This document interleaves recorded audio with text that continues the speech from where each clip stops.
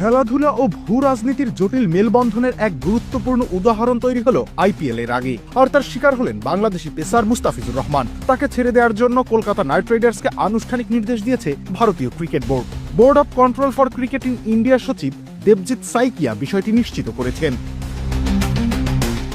সংবাদ সংস্থা এএনআই-কে দেয়া এক সাক্ষাৎকারে দেবজিৎ সাইকিয়া বলেন, সাম্প্রতিক সময়ে চারদিকে যে পরিস্থিতি তৈরি হয়েছে তার প্রেক্ষিতেই বিসিসিআই কেকেআরকে মুস্তাফিজুর রহমানকে স্কোয়াড থেকে রিলিজ করার নির্দেশ দিয়েছে। কেকেআর যদি তার বদলে কোনো খেলোয়াড় নিতে চায়, বিসিসিআই সেই অনুমতিও দেবে।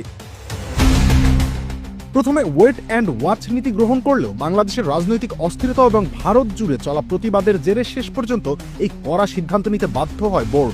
গেল ডিসেম্বরের আইপিএল নিলামে কেকেআর মুস্তাফিজকে 9.2 কোটি রুপিতে কিনেছিল, যা তাকে আইপিএল এর ইতিহাসে সবথেকে দামি বাংলাদেশি ক্রিকেটারে পরিণত করে। কিন্তু সেই রেকর্ড দামই শেষ পর্যন্ত কেকেআর এর জন্য বড় মাথা ব্যথার কারণ হয়ে দাঁড়ালো। বোলিং আক্রমণ নিয়ে এবার নতুন করে পরিকল্পনা সাজাতে হবে শাহরুখ খানের দলকে।